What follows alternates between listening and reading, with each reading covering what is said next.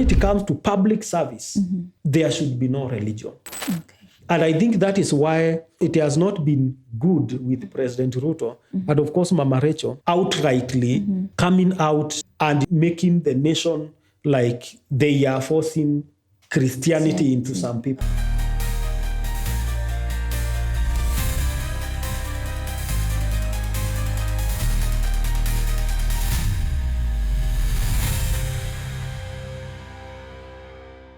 Hello and welcome to the Political Oracle, a segment of the Talk Chat podcast.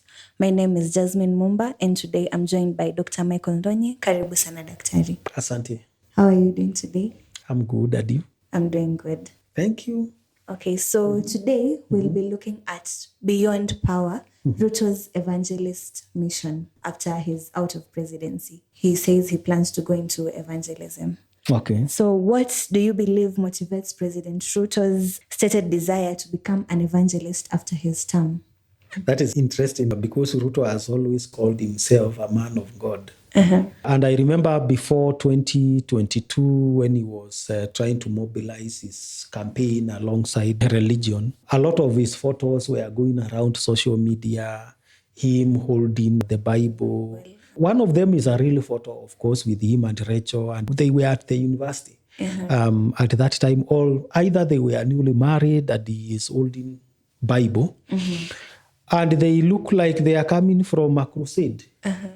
And we also remember Ruto is historically said to have been the CU chairman at the University of Nairobi. So this is not new in Ruto's strategies.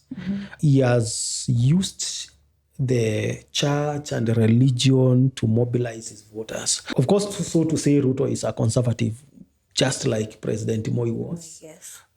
He has a strong stance to what we call now the religion. And you remember even there is another issue that he is building a church in State House. Ni kweli, mimi najenga kanisa hapa State House. And people are complaining, but he is defending it and saying, I cannot leave my father's house to be in ruins while I live in a good house. Hapa State House nilikuja nikakuta kanisa ya mabati. Kanisa ya mabati inatoshana na State House. Nitajenga na pesa zangu kwa sababu kanisa ya Mungu ni mahali ambapo panatoshana na heshima. So Ruto has always been religious. The resolve he is making and trying to tell us that he will be an evangelist after he is retired. That does not come as a surprise. But I don't think he will be an evangelist. And do you think this could be part of maybe a personal spiritual calling, the fact that he wants to be an evangelist, or maybe is he strategically positioning himself? Of course, President Ruto is not the most strong Christian we have in Kenya.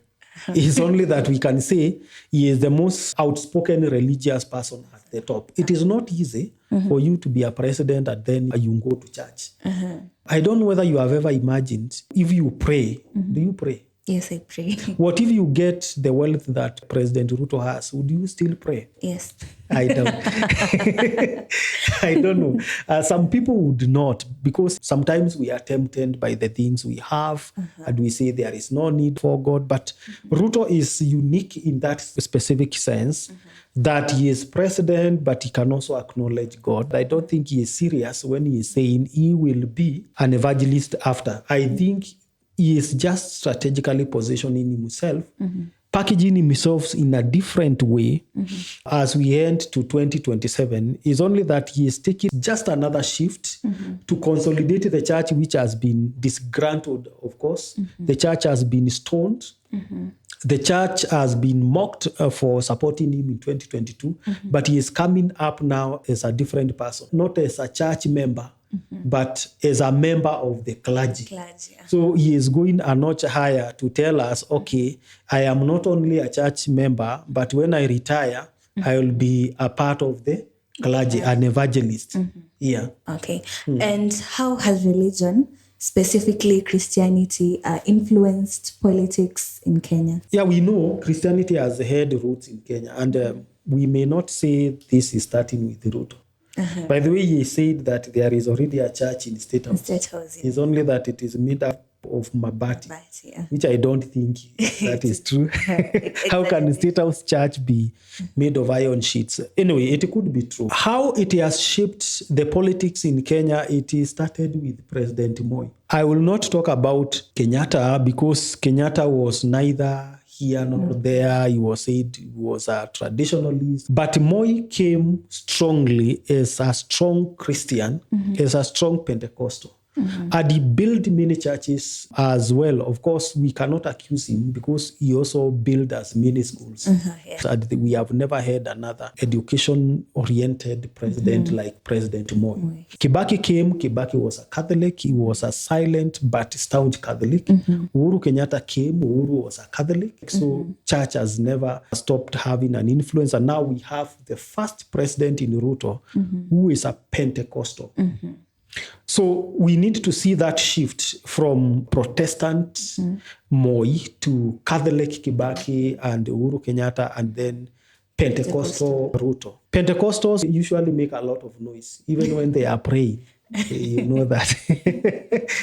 So they are outspoken. And that is why they were outspoken in 2022, because they thought our voice is now heard.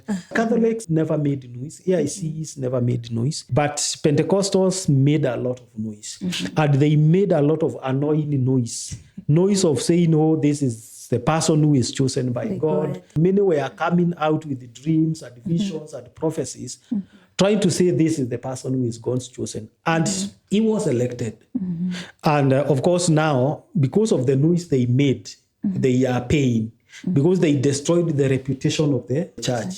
So when we say religion, we see it from that perspective. It has been shaping politics, but religion has never been annoying and noisy as the church that supported President Ruto to power in 2022. And we are not going to see people keep silent. Most of them actually have retreated because they are realizing, oh, we thought this is what God had chosen. But I think they are also having that narrative out of ignorance of what the Bible says about the leaders. The Bible says all leadership comes from God. So when they were saying Ruto is chosen by God, what were they trying to say? That other leaders were not chosen by God?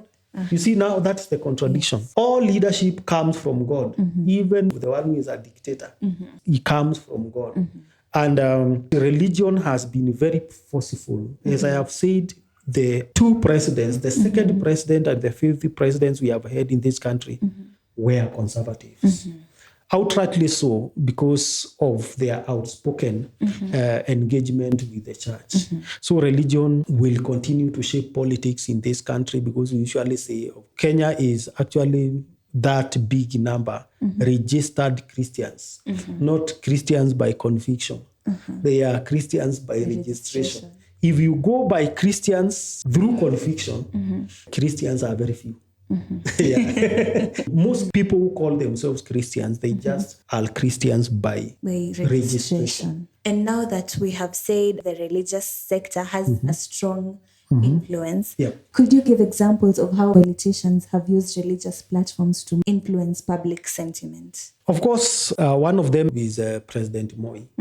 President Moi used church strategically. He was Christian by conviction. I can attest to that. President Moi was Christian by conviction, not by registration. I don't know whether Ruto is Christian by conviction or registration, but he seems to be in between. Of course, I cannot judge him. I know it is not easy for a president to acknowledge existence of God. In most cases, that is why if our president prays, he will be heard by God more than any other person. Because God knows this person has something that competes my power, and that is money. God's competitor is not Satan, it is money. And that is why the Bible says you cannot serve God and mammon. Because he did not say you cannot serve God and the devil, because the devil has no power. But if you have money and you still can acknowledge God, God will hear you. So I think it is something that we are going to wait and see how much is going to continue influencing politics. That our leadership has always been channeled through religion in that aspect. In that aspect, okay. And now, given President Ruto's personal faith, the way he identifies with Christianity, how do you think this has shaped his political identity? Of course, usually when we see President Ruto, we think of him as a staunch Christian, and also because of the First Lady, who is an intercessor. I know Mama Rachel is a Christian by conviction. Praying for the country. She is a true intercessor. I've met her in 𝐂𝐥𝐻𝐬𝐬 and and of course the wife to the former deputy president is called Pastor Dorcas. You don't touch Dorcas, by the way. Gachagua seems to know that his support comes from his wife. So Christianity has really shaped Ruto's political discourse. And that is why, if you remember, when they were waiting for the winner to be announced in 2022, they were in a house, and when he was declared winner, they knelt down and prayed. And that is actually what used to convict other Christians and the clergy, that this is a person who is like us. Such that in 2022, the presidential elections were about Christians. In fact, they were looking at it as if it was the contest between God and the enemy, which maybe may not have been true. Of course, the way we view religion is different from the way it is. Okay, and now given that we have said his personal faith has shaped his political image, how do you think maybe this has also influenced his political alliances or maybe voter blocks? For political alliances, we can say in 2022, it really prayed because it brought two women together, Dorcas and Rachel, who were staunch Christians. And for this case, Christians by conviction. When they came together as people who believed in God, people who were out to cleanse even the State House. And they even said they closed State House bars so that they threw the alcohol away. But we are also going to watch in 2022 the people he is going to form coalitions with, whether he is going to follow that kind of alignment. So I don't know whether it was organic in 2022 that he teamed up with Gachagua, whose wife is a pastor. But these other people who came to join him, they had actually to camouflage themselves as prayerful people. In fact, politics is about camouflaging. So I don't know how comes all of a sudden, those who came to UDA, they turned out to be very good praise and worship leaders. Others were playing instruments you could not even imagine. Some were leading prayers and reading Bibles everywhere. Politics is a kind of a game where people really pretend. But once they started now breaking, we cannot see that kind of board again. We are seeing different people. So the coalitions will be determined by the leader. It means even if he picks someone who is an heathen, and he comes to him and tells him, we are going to use this strategy, the strategy of prayer, the strategy of reading the Bible, they just fall into that, and they are good actors when it comes to those political strategies. So I think the coalition will be determined by what he will tell them, that this is what we are going to use. But we do not have Christian coalitions or coalitions of other faiths. Okay, and how do you think maybe President Ruto's religious inclinations affect political allies or maybe people of religious minorities? Exactly. I think the reason why even they were angry when it was said that he is building a 1-point-something billion church in State House, most people started even saying, Kenya is not a Christian country. What if a Muslim becomes a president? Religions are always fighting. And I think if he is outspoken and he seems to favor Christianity more than other faiths, which are minority, as you have said, then it can bring some tension. And that is why even in 2022, I don't think the other faiths were with President Ruto. They were with Raila Odinga. They are a critical number. When it comes to voters, they are a critical number. So it affects them, especially when you seem to favor your own religion more than other religions. without considering that even them, they are part of our country. I am not very sure that maybe Ruto has been doing that. He has always been able to go to this side and put on council and say, you are part of us. Karibuni sana katika makao haya ya Rais wa Jamhuri ya Kenya. Nataka niwaambie ndugu Waislamu, mkiwa hapa, mjue hapa ni mahali ya dua. Just the way he goes to the central and speak in Kikuyu, go to Luya and speak Luya. Politics is about transforming yourself to become part of the people you are with at the moment.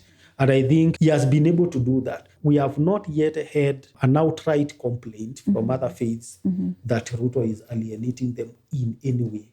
Okay. Yeah, but the issue of the State House Church was almost going there, but he explained himself, and no one else came to contradict him. Yeah. So he's not alienating them as maybe most might assume? I don't think. Okay. And so what kind of legacy do you think maybe President Ruto might leave behind if he actually becomes an evangelist? If Ruto becomes an evangelist, of course, he will be the first president, retired president, to go and evangelize. I don't think he will do that. Two, he is misunderstanding what evangelism means. To be an evangelist, you don't need to be on the microphone. You don't need to go to the pulpit. You can evangelize other ways. There are many ways of evangelizing. Financing is a part of them. He has been evangelizing. He has been giving the church money. That alone is evangelism. He has been building churches. That alone is evangelism. So what other evangelism is he going to do? And that is why I'm saying this is a political strategy. It's a language that he is using. So that now he comes again in 2027 as part of the clergy. Yeah. Okay, so he's already an evangelist. He is already an evangelist. And many people are already evangelists. Because we cannot all of us go to the crusades and start preaching. There are people who are called to the crusades. Those people do not work, but they need money. They are financiers in the gospel, those people who give their money. So the body of Christ is made up of many parts, just like our body. There is the mouth, that is the person who speaks. There is the eye, the person who sees. There is the liver whom we don't see. Like you just believe that you have a liver. Have you ever seen your liver working? Not really. Yeah, but you believe it is there. Yes. There are also people in church who you will never see them, but they are working. The fact that some people are not seen in the ministry does not mean they are not there and they are not working. So that is how the ministry works. So as he transforms himself into an evangelist, I think he's been an evangelist in his own capacity. So now, Daktari, we've said that President Ruto has been outspoken about his inclination to Christianity and evangelism. Do you think this would reinforce the way Africa's leadership is with Christianity and maybe like leaders to come? Good question. In Africa, I think we have had a long way and a battle with Christianity. Most Pan-Africanists actually believe that Christianity was used as a tool to colonize us. Others complain, that it is only here where we are spending and wasting our time praying and doing other things while other countries are working on innovations. And I think you have seen those contrasts on social media. You see children in China and children in Africa. I don't think that is the case because it's only that the missionaries who came misinterpreted the Bible. And they used it as a tool. It doesn't mean that the Bible is bad. It doesn't mean the gospel is bad. At the same time, we really usually over-spiritualize things so that we forget the reality. So in Africa, I think the way Christianity has been, it has been used largely by politicians also to get to power.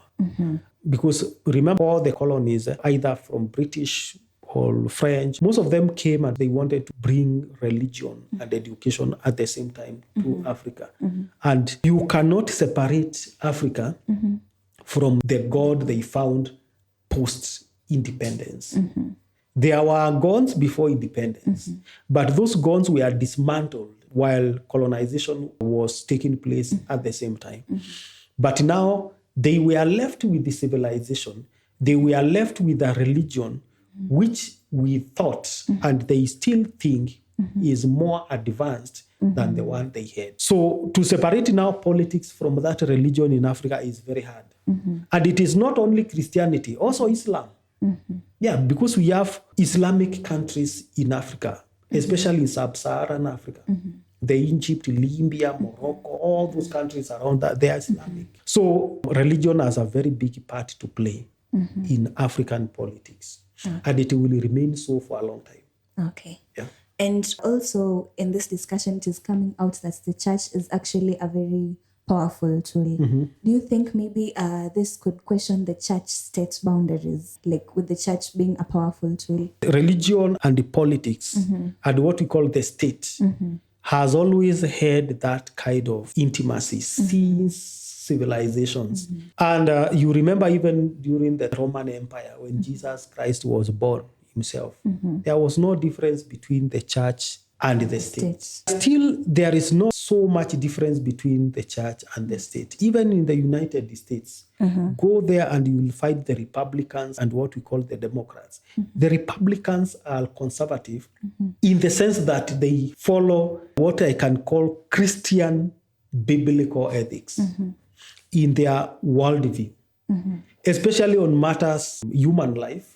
That's why the Republicans are actually pro-family people. They say they are pro-lifers. Okay? They are against LGBTQ, and that is Trump. So you can never separate the state and the church because, of course, in US, they usually alternate to balance things. One time, there is a Democrat president. 1 or 2 terms, another time there is a Republican. That way they are able to balance. But it has not been like that in Africa. Because in Africa, maybe depending on the religion, we can have one president ruling for a long time. So the issue of the religion and the state is going to remain, and it has always been there. It is hard to separate religion from the state. And I was telling people, if tomorrow, for example, we have a president who is a Muslim, you will see a mosque in the State House as big as the church which is being built there. And we will not complain because that is their faith. You were here. If you did not build your church, I cannot also refuse to build my mosque here. But that does not mean they are taking over. It means it is their diversity. If you go to State House and the leader is a Muslim, you will expect that person worships, that person prays facing Mecca, and they will have a place set for that. It is their respect, and it is constitutionally established that you respect the religion of the other person. But when it comes to public service, now there should be no religion. And I think that is why it has not been good with President Ruto and, of course, Mama Rachel outrightly coming out and making the nation like they are forcing Christianity into some people. You don't force. Christianity is not radical. It is supposed to be a religion of understanding. Okay? So you don't have to force people to an extent that now they are seeing you and now they are mocking your God. You can be soft and still be forceful. Because Christianity is about peace, just as also most of other religions are. Yeah. Okay, now back to President Ruto. How do you think his religious stand maybe to Christianity could set a precedent for the leaders to come? It can only set a precedence on the stand of him being a Pentecostal. Because as I said, Moi was a staunch Christian. Then came Uhuru Kenyatta, who was a staunch Christian and a Protestant. Then came Uhuru Kenyatta and Kibaki, then Uhuru Kenyatta, we are Catholics. Then came now Ruto, who is a Pentecostal. The only precedence he is setting is that of a Pentecostal, maybe if they come into power. But all the presidents we have had, the 4 of them, they are visibly Christians, of course, belonging to different denominations. Yeah. And maybe might future leaders also try to blend religion with their leadership? They are likely to do that. And you are likely to see that if they realize this is a strategy that is working, they will work with it, because if it is a tool that works, it will continue to be used by others until it is of no use anymore. Yeah. And how should the balance between faith and governance be navigated in Kenya? The best thing, the administration of whatever kind, whether it is President Ruto or any other, that will come in place to realize is that Kenya is diverse. In our constitution, of course, we do not recognize one religion, but we acknowledge the presence of an almighty God. That almighty God was not defined, whether it's the God that Muslims profess or Christians profess. So what they need to do, of course, is to separate public service and worship. Because for example, you remember the first years and months when Ruto came to power, and even when Ruto was deputy president, Mama Rachel came to a very stinging scrutiny when she would pray over projects, of course, which are supposed to be infrastructural. For example, there would be some accidents on the road, and she would go and have prayer there. And then people would start asking, why is she praying? Of course, for me as a Christian, I will understand. Because she went and prayed in this Salga, that highway there. But later, the barriers were put in place.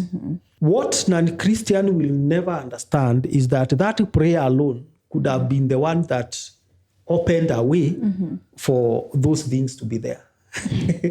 But people think it was engineering. Why was it hard for the barriers to be put before? A Christian who understands the way things work in the spirit, they will understand from that perspective. And a Christian will start fighting you and telling you, why are you doing this? Of course, that means if it was to be done silently, it would have happened, and God would have been glorified more than mocked. And that is why we need to be in low tones when it comes to religion. You are Christian. Do not put it as if you are forcing it into people. You want to prove a point, because you can never satisfy human beings. So to navigate that dichotomy, Christian leaders and also leaders of other faiths, they need to be careful and separate what is public and what is religious, so that they don't hurt others as they practice their faith. And that is the best approach that anyone can take. Okay. Yeah. So other than that, maybe what other measures can be put in place to ensure that maybe other people of religious groups or other beliefs do not feel left out? Yeah. Of course, to treat them equally. Do not be over-enthusiastic. Do not be over-obsessed with your religion. Accommodate them. Separate the state and the religion in the way you are expressing yourself, so that you don't speak in tongues where you are not supposed to be speaking in tongues. Okay. So that when there is a state function, you give all of them a chance to express their faith. That one is something that can make sure no one is feeling left out in the nation. Okay. Yeah. And now, finally, Dr. We have seen that Ruto's party is trying to recruit Kalonzo Musyoka to be Ruto's deputy president. What is your take on that? Kalonzo Musyoka, who is also a staunch Christian. Yes. Okay. My belief is this. Kalonzo Musyoka and Ruto, of course, those are rumors, are hewn from the same stone.